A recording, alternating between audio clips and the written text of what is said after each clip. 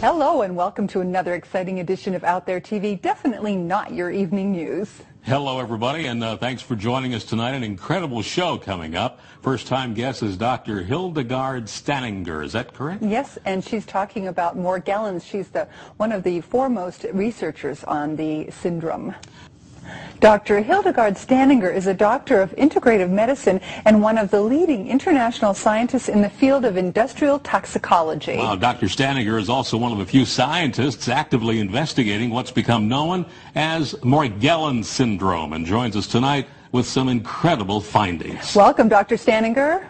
Thank you very much for having me on the show. Thanks for joining us. Wow, what research you've done. Now, this is a first time for most of our viewers, so tell us, what exactly is this Morgellons problem? The Morgellons problem is a syndrome, a disease that has specific things in common with all parties that are developing these symptoms. They have fibers that grow out of their body, and these fibers burn at 1,400 degrees or more, and they also have where it's either black, blue, or red, or even white fibers. They experience hair loss that is replaced by pseudo hair. They have fatigue and a number of what they call lesions, which has like a crust over it, or a pseudo skin, or some people call it a callus, where these fibers and other materials accumulate under the skin. Doctor, we're just showing some photographs as you're speaking, and this thing is hideous. It looks really alien on the human body. Well, it is a true foreign invader, meaning a foreign invader is something that comes into the body and is not recognized by the body and attacks the body's defense mechanism. And in this case, the materials which were identified at the end of the study, which was under Project FM, we found that it was made of a polyester, two-part polyester compound with other organic compounds, and it basically was like two plastic straws within itself. Wow. With a silicone head. Okay, you had something on the website that was a golden head. What is that in relation to? Now the golden head, which was identified in the very beginning, we went in stages. Let me just explain what the stages were. The first set of tests that were done, which were using toxicological pathology methods, which were done by a colleague of mine, Dr. Rahim Karju, and myself, and identified what was the physical nature of prepared slides that were sent to us by a person that was diagnosed with Morgellons, and also was sent to us by the hospital in New Hampshire. And that showed silicone present and also silica, crystals, okay? Mm-hmm. That was in phase 1.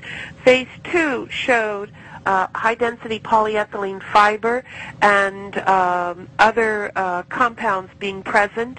And then phase 3, which was the combination of approximately 24 samples that were sent from around the world, and also the comparison to a chemtrail sample that was sent to us from Texas. Wow. And two of my patients and Dr. Spencer's patients that had Morgellons, and that showed that it matched to the chemtrail sample that was in Texas versus these other two people. One lived in Signal Hill and the other one lived in Long Beach. So we're showing something that we learned from the website. These are fibers that came from a chemtrail sample. Now, how did that come to you? What did it look like when you saw it just with the naked eye? Well, what it looked like was just like cotton candy, mm-hmm. like just white cotton candy in a bag, and then also a twig was attached. Because the person who took the sample saw it falling from the sky and was able to gather it and date it when they gathered it and put it into proper Ziploc bags.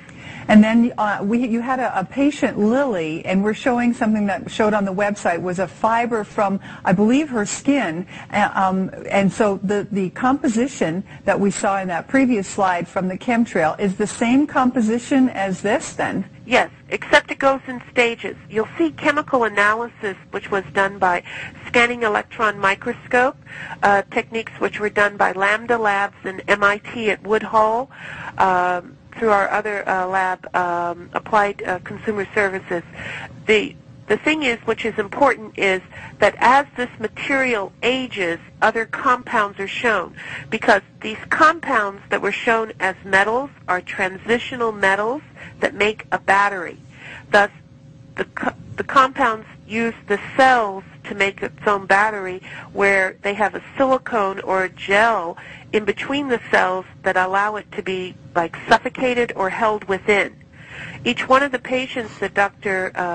Spencer and I have seen, that if they take a hair, which we thought was real hair versus pseudo hair, where it doesn't have a core in it, because human hair has a core in it, they can put their finger next to it without even touching it, just like, say, maybe 2 or 3 millimeters away from the hair, and the hair will start spinning, meaning there's some kind of charge within their own body. Wow. And we have measured, we had a company that brought over a new machine, the ESC from Korea, and we did urine samples, and conductivity is very high in a human being if it's near 1. When they use a product called Excelospheres that's manufactured by Dearborn Technologies, they can get as high as a 3 conductivity, which is extremely high. Okay? Doctor, this is like, we need to take a commercial break. This is like something out of a 50s science fiction movie. Truly. Our guest is Dr. Hildegarde Staninger, talking about Morgellons and Chemtrails. We'll be right back.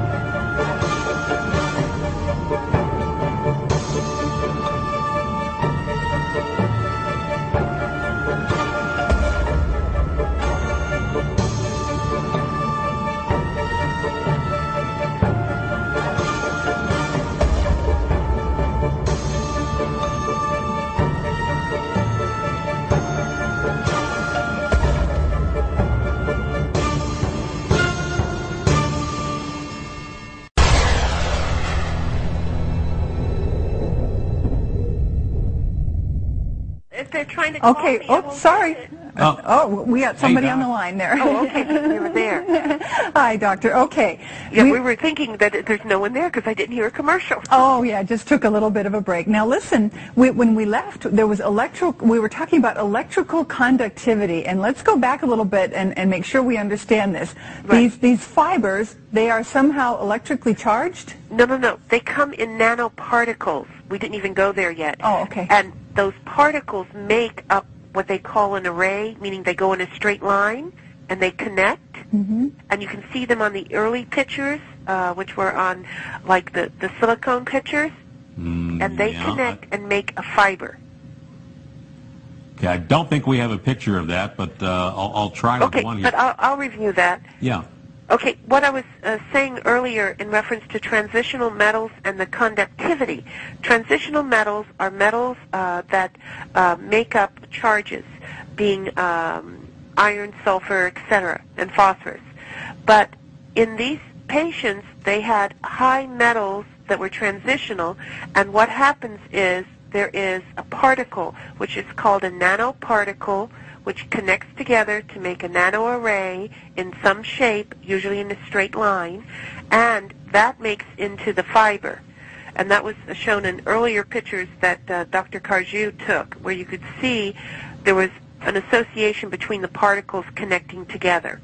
Okay. Doctor, this may be a ridiculous question, but the chemical analysis of these fibers, is it earthly or is it extraterrestrial? No. What I found was earthly, meaning when these nanoparticles come into the body, and they could become as smart dust or straight particles, what happens is it has some kind of nanoparticle which is called a nano assembler, meaning it uses body materials to make its network of fibers.